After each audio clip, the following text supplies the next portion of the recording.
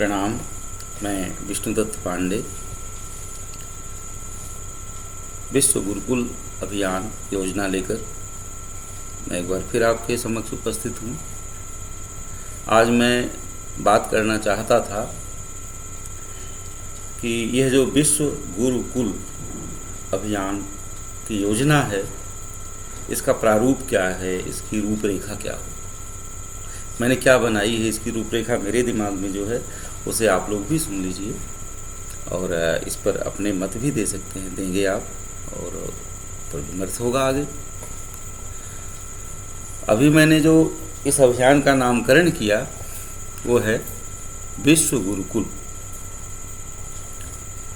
विश्व गुरुकुल नाम बहुत भारी है, बहुत बड़ा है। इससे ये ध्वनित हो रहा है मैं कोई बहुत बड़ा एंटरप्राइज लेके आया हूँ जो पूरे दुनिया को छा लेगा, या पूरे दुनिया का, विश्व का गुरु बनने का मेरा ऐसा कोई महत्वाकांक्षा या दंभ है, या मुझे किसी ईश्वर ने ये काम सौंपा है कि ये तुम ही काम करोगे, दूसरा कोई नहीं कर पाएगा। ऐसा कोई अर्थ इसमें, ऐसा कोई अभिप्राय इसमें नहीं भरा है। मेरा ये हम्बुल प्रयास है, विनम्र प्रयास है कि ऐसा एक अभियान हो अगर, तो कुछ चेंज आए, कुछ परिवर्तन आए। आज जो समाज की दशा हो रही है, आज हम जैसे होते जा रहे हैं, उसमें शायद कुछ अपेक्षित सुधार आए। अगर इस तरह से जैसे मेरी प्लान है तो अपने प्लान में बताऊं आपको। तो ऐसा नहीं कि मैं इस गुरुकुल, विश्व गुरुकुल अभियान का ओनर हूँ, मुझे ही उसका जश मिलना चाहिए, या मैं कोई ऐसी सर्टिफिकेट बांटने की संस्था बना रहा हूँ, कुछ नहीं। मैं इसमें क्या मेरी सोच है वो बताऊँ। विश्व गुरुकुल, मैंने ये 3 शब्दों का नाम रखा। विश्व से मेरा तात्पर्य है संपूर्ण, द होल। इसमें जो कुछ भी किया जाए उसमें विश्व की भावना समक्ष रखी जाए। जैसे ये समग्र विश्व ब्रह्मांड जो है, हम उसके एक पार्ट हैं, उसका एक हिस्सा हैं। हम इसके केंद्र नहीं हैं, इसमें कहीं रखे गए हैं। विश्व के केंद्र का पता नहीं। सौरमंडल में सारे ग्रह, नक्षत्र, सारे ग्रह और उपग्रह सूरज को केंद्र मान के चलते हैं। अपना सूरज अपने सारे परिवार के साथ और सूरजों जैसे अपनी आकाश गंगा के केंद्र की परिक्रमा करता। अपनी आकाश गंगा, ऐसी कितनी आकाश गंगाएं ब्रह्मांड के केंद्र की परिक्रमा करती हैं, ये तो विज्ञान कहता है। तो पता नहीं असली केंद्र क्या है सृष्टि का, सृजन का, ब्रह्मांड का, या जो भी साकार जगत है उसका। लेकिन हम आज मनुष्य ये मानने लगे हैं ना कि हम ही सृष्टि के केंद्र हैं, हम ही सर्वे सर्वा। ये भावना नहीं। ये विश्व शब्द में मैं ये समाहित करना चाहता हूँ कि इस समूचे सिस्टम में मैं एक हिस्सा मात्र हूँ बस। मेरे इधर भी बहुत लोग हैं, इधर भी बहुत कुछ है, यानी ऊपर भी बहुत कुछ है, मेरे नीचे भी बहुत कुछ है। जैसे सृष्टि का सिरमौर होने का दम्भ ये मेरे अंदर हो गया है कि मैं मनुष्य सृष्टि का सिरमौर हूँ। विज्ञान ने भी इस भावना को प्रबल किया, मानवतावाद को, मानववाद को। यह मानवतावाद बुरी चीज़ नहीं है। मानव को मानव की सहानुभूति रखनी चाहिए, मनुष्य होने का बोध होना चाहिए, और हमारा पड़ोसी भी मनुष्य है ये भाव होना चाहिए। मनुष्य के वेलफेयर की बात हमें सोचनी चाहिए। यहाँ तक तो ठीक है, लेकिन ये कहता है कि मनुष्य ही है बस, अब बाकी चीज़ें हमारी उपभोग के लिए हैं प्रकृति में, चाहे वो वनस्पति जगत हो, चाहे वो संसाधन, प्राकृतिक संसाधन हो, चाहे वो यहाँ तक कि प्राणी जगत भी हमारे भोजन के लिए, हमारे सुविधा के लिए, हमारे वस्त्र के लिए है। तो यह भाव न हो, बल्कि यह भाव सिखाया जाए विश्व गुरुकुल अभियान में कि बच्चे को या हमको ये बताया जाए कि सबके कल्याण में तब मेरा कल्याण है, माने सबके साथ मेरा कोई एग्जिस्टेंस है। विश्व में, विश्व वाले भावना में ये चीज़ मैं सोचता हूँ। दूसरा शब्द है गुरु। गुरु माने तो होता है उपदेश देने वाला। गुरु माने तो उपदेश देने वाला। यहाँ गुरु माने उपदेश देने वाला नहीं है। मेंटर नहीं है, मैं किसी का मेंटर नहीं हूँ। आत्मा स्वयं अपना मित्र है, अपना गाइड है और अपना फॉलोअर, उसके बताए रास्ते पर चलने वाला भी है। मनुष्य स्वयं मेरी आत्मा, इसी अर्थ में बुद्ध ने कहा था अपदीपो हो, आत्मदीपो हो, अपने प्रदीप हम स्वयं हैं। तो गुरु का क्या अर्थ है यहाँ? गुरु का अर्थ है कि हमारा एक सामाजिक जीवन भी है। हम मनुष्य अगर जंगल में कहीं चले जाएं, अकेले रहने लग जाएं, तो हम मनुष्य नहीं रह पाएंगे। तो मनुष्य एक सामाजिक प्राणी है, सामाजिक प्राणी और भी हैं। मनुष्य उससे उच्चतर समाज की रचना करके, जटिल समाज की रचना करके और हायर समाज की रचना करके रहने वाला एक प्राणी है। तो ऐसे में ये गुरु का अर्थ ये है कि मेरा जो आचरण है, जो मेरे फॉलोअर्स हों, उनके लिए वो रोल मॉडल बने। जो मुझसे सीखना चाहें, अपने आचरण की शिक्षा ले सके। इसी अर्थ में देखिए, गीता में श्री कृष्ण को ऐसे कहा गया है, कृष्णम वंदे जगत गुरुम। कृष्ण को जगत गुरु कहा गया है। क्यों कहा गया? गुरु के रूप में उनका जो कर्म का उपदेश है गीता, वो आज भी समूचे जगत को कर्म का व्याख्यान करती है, कर्म करने का शिक्षण देती है, कर्म करने का रोल मॉडल कृष्ण ने खुद रखा अपने जीवन में। कृष्ण कहते हैं अर्जुन से कि हे अर्जुन, मैं तो ईश्वर हूँ ना, मुझे क्या प्राप्तव्य है, क्या प्राप्त करना बाकी है, लेकिन फिर भी देखो मैं तुम्हारा ड्राइवर बना हूँ, रथ हाँक रहा हूँ। क्यों हाँक रहा हूँ? क्योंकि भले मैं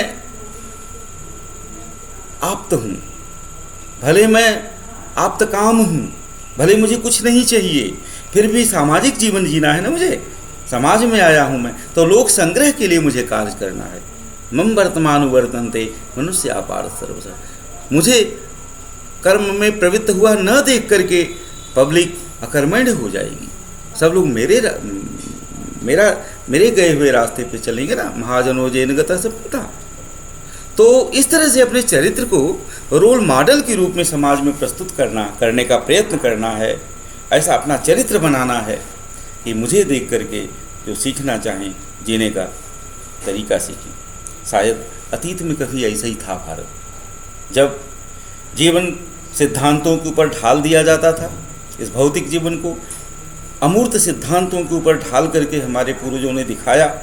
त्याग, तपस्या, बलिदान, परोपकार, दान, धर्म, उसके लिए जान तक दे दिया और उसके लिए कितना बड़ा बड़ा काम किया ये दिखा दिया। महाराज शिव ने कबूतर के लिए अपना शरीर दे दिया, महाराज दधीच ने दे दिया हड्डी, अपना शरीर त्याग करके, प्राण त्याग करके। कोई मरते दम तक अपना दांत तोड़ के दान देता है, कोई सर्वस्व दान कर देता है रघु। तो इसी तरह से हम देखें, कोई सत्य के लिए कहीं बिक जाता है जाके वचन पूरा करने के नाम पे। तो इस तरह से अपने चरित्र से, ऐसे चरित्रमान हमारे पूर्वजों से हमारा इतिहास भरा पड़ा है। और यदि मैं ये कहूँ कि केवल भारत भूमि में ही ऐसे लोग हुए हैं, ये कहना नहीं ठीक है। हो सकता है यहाँ कुछ ज़्यादा ऐसे लोग हुए हों, लेकिन दुनिया के कोने कोने में इस तरह से चरित्रवान लोग हुए हैं जिनके चरित्र से बहुत कुछ सीखा जा सकता है। और वहाँ की जो रेसेस हैं, वहाँ की जो नेशंस हैं, वहाँ के लोग हैं, वहाँ के समाज के लोग, उनसे सीखे भी हैं। तो ये विश्व भर में इस तरह से है, चरित्र से शिक्षा ली जा सकती है। महान लोगों के, बड़े लोगों की चरित्र से सीखा जा सकता है। तो समाज में हम ऐसी शिक्षा प्रचलित करें जिससे हर नागरिक रोल मॉडल अपने चरित्र के द्वारा प्रस्तुत करे सोसाइटी में। ये गुरु की भावना है। तो विश्व की भावना में मैं ये भरना चाहता हूँ, गुरु की भावना में मेरा ये आशय भरा हुआ है। और कुल की जो भावना है, यह कुल की भावना एक कुटुंब की भावना स्पष्ट कर रही है कि मेरा दूसरों से जो संबंध हो वो कुल का संबंध हो, कुटुंब का संबंध हो, रिश्ता हो। देखिए, हमारी जो भारतीय अप्रोच है दुनिया के बारे में, सबके बारे में, अपने अलावा समाज के बारे में और चीज़ों के बारे में, यहाँ तक कि विश्व के कण कण, तृण तृण, जड़ चेतन, सबके बारे में हम रिश्तों से बांधते हैं, लोगों को इमोशनली अटैच होते हैं। जैसे हम मान लेते हैं कि पृथ्वी मेरी माँ है, पुत्रो हम पृथिव्या, मैं पृथ्वी का पुत्र हूँ। तत्पिता देवलोक, आकाश लोक मेरा पिता है, अंतरिक्ष मेरा पिता है। नदी माँ है, गंगा माँ है। पहाड़ को मैं अपना कोई रिश्तेदार समझता हूँ, हमारे रोज़मर्रा के जीवन में ये रिश्ता आप देख सकते हैं, जहाँ खेत खलिहान, हल जुआठा, पाटा, ये सब शादी विवाह में निमंत्रित होते हैं, रिश्तेदार जैसे भाई हैं, बंधु हैं, पूजे जाते हैं। इतने नहीं, पेड़ पौधे जानवर तक मेरे रिश्तेदार होते हैं। मैं कोट करूं भवभूति का वो एक श्लोक है जिसे पंचवटी में राम याद करते हैं। जब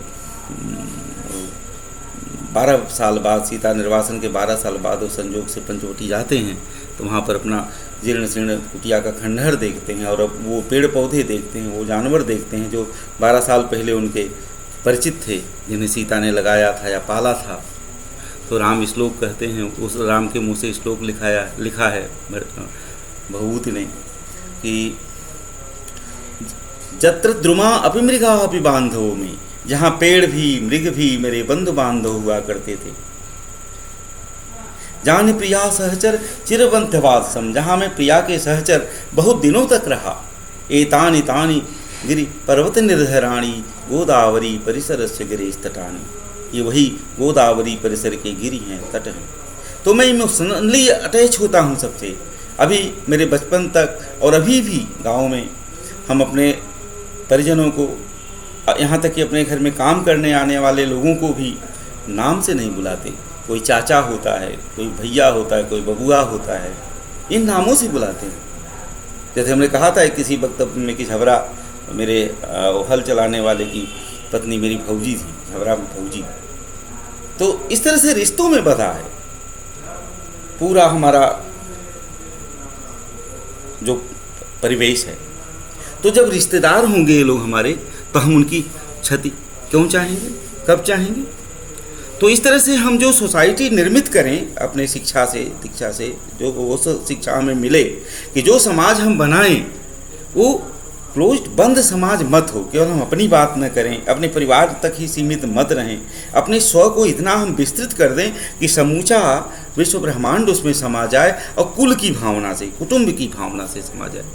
कहना नहीं होगा कि ये भावना अनादिकाल से हमारे भारतीय विचारधारा में पाई जाती है, वसुधैव कुटुंबकम, जत्र विश्वम भवति एक नीरम। तो मेरा ये जो गुरुकुल हो, इस आइडिया पे हो। गुरुदेव रविन्द्रनाथ टैगोर जी ने जो विश्व भारती शांति निकेतन बनाया है, तो उसके थीम में इसी भावना को रखा है, बनाने के उसमें कि जत्र विश्वम भवति एक नीरम, एक खाने सवैयापन, यहाँ सब अपने हैं। तो ये भावना, जस्मिन सर्वाणि भूतानि आत्मन्य, सब मेरे अपने हैं। तो ऐसी शिक्षा हम प्रोवाइड करें इस अभियान के द्वारा जो पूरे विश्व तक जाए। विश्व तक जाने का मतलब जैसे एक कंकड़ी तालाब में मारिए तो गोला सी लहर बनती है, वो लहर बढ़ती जाती है, हल्की होती जाती है, लेकिन फैलती जाती है और पूरे तालाब को छा लेती है, तालाब के कोने कोने तक, उसके हर किनारे को टच करती है। तो इसकी प्रतिध्वनि वहाँ तक सुनाई दे, समूचा तालाब मेरी नज़र में हो। तो विश्व भावना हो, गुरु के रूप में कैरेक्टर बिल्डिंग की भावना हो कि हम सबके लिए रोल मॉडल बने भाई, कम से कम अपने अनुगामियों के लिए, मेरे बाद आने वाली पीढ़ियों के लिए।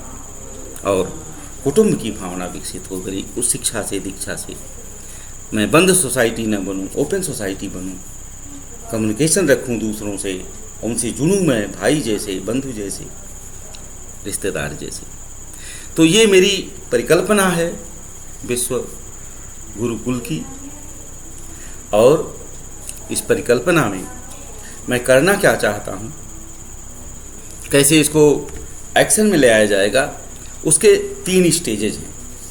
इसको मैं अपने दूसरे वक्तव्य में रखूँगा, क्योंकि अभी समय ज़्यादा हो गया। मैं 15 मिनट से ज़्यादा आपका समय लेने में मुझे दिक्कत लगती है कि आप इतना देर तक मुझे सुनेंगे कि नहीं सुनेंगे। तो इसलिए इस प्रकरण को मैं ही समाप्त करता हूँ और अगली बार मैं ये विश्व गुरुकुल अभियान के उन 3 चरणों पर बात करूँगा कि किस क्रम में इसे एक्शन में ले आया जाए। Thank you very much. सबको अभिवादन, प्रणाम।